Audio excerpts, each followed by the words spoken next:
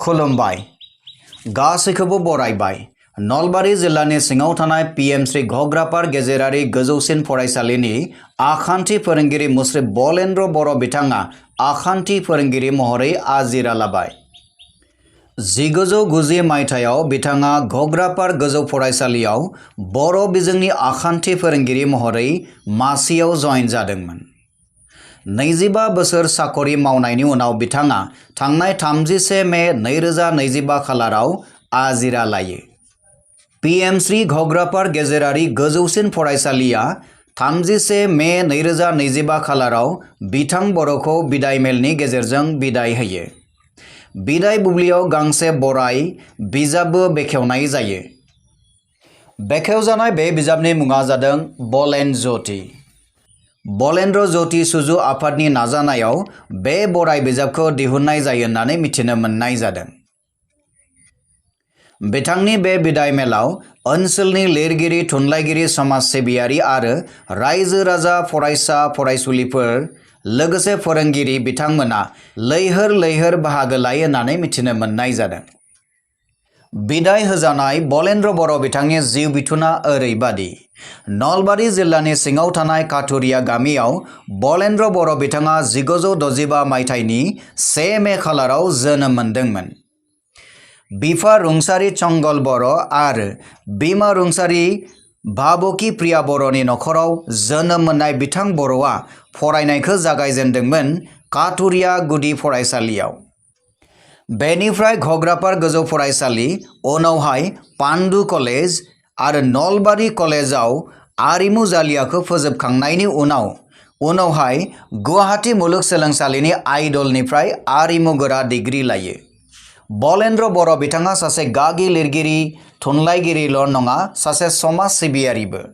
बिथाङा बावैसो 2020 मायथाइयाव गांसे खन्थाइ बिजाबबो फोसावखांबाय। बे खन्थाइ बिजाबनि मुङा नागिरो जों दिनै उदांस्रि। बिथां बर'आ दासिम गांजिथामनिबो बारा बिजाबफोर सुजुनाय खामानि मावबोबाय।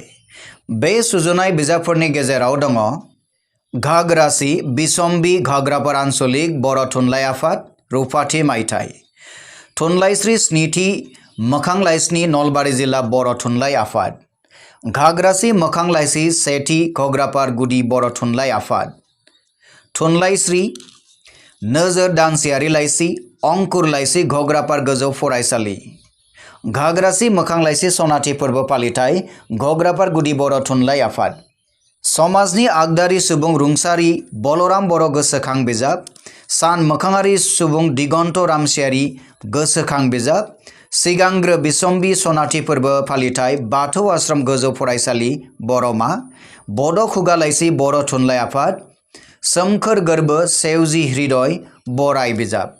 बेफोर सुजुनाय बिजाबफोराव बिथाङा सुजुगिरि, गाहाय सुजुगिरि, लोगो मासिगिरि, बोसोनगिरि बायदि बिबानखौ लानानै बिथाङा खामानि मावबोबाय। बेनि अनगायैबो बिथाङा माखासे गौथुमफोरजों जयै खामानि मावबोबाय। बेफोरनि गेजेराव गाहायै दङ दुलाराय बर' फरायसा आफाद घग्रापार आन्चलिक कमिटिनि बिथाङा मोनसे समनि आफादगिरिमोन। घग्रापार आन्चलिक बर' थुनलाइ आफादनि बिथाङा मोनसे समनि नेहाथारिमोन। नलबारि जिल्ला बर' थुनलाइ आफादनि आखान्थि नेहाथारिबोमोन। बेनि अनगायैबो 2017 निफ्राय 2020 मायथाइसिम नलबारि जिल्ला बर' थुनलाइ आफादनि नेहाथारिमोन आरो 2021 मायथाइनिफ्राय 2025 मायथाइसिम नलबारि जिल्ला बर' थुनलाइ आफादनि लेङाइ आफादगिरिबोमोन।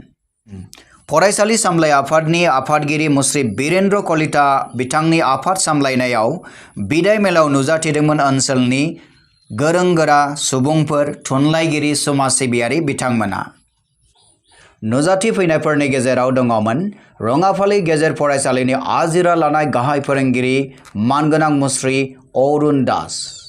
बलेन्द्र बर' बिथांनि बे बिदाय मेलाव नुजाथिदोंमोन बर' थुनलाइनि गागि लिरगिरि शरत चन्द्र बर' बिथाङाबो। बेनि अनगायैबो ओनसोलनि माखासे गौथुमफोरनि बिबानगिरि बिथांमोनाबो बाहागो लादोंमोन। नलबारि जिल्ला बर' थुनलाइ आफादनि बिबानगिरि बिथांमोनाबो बाहागो लादोंमोन। नलबारि जिल्ला बर' फरायसा आफादनि बिबानगिरि बिथांमोनाबो बाहागो लाहैदोंमोन। दुलाराय बाथौ महासभानि बिबानगिरि बिथांमोनाबो बाहागो लाफैदों होननानै खौरां मोननाय जादों। बेजों लोगोसेनो दिनैनि रादाबाबो एसेनोसै। गोजोन्थों।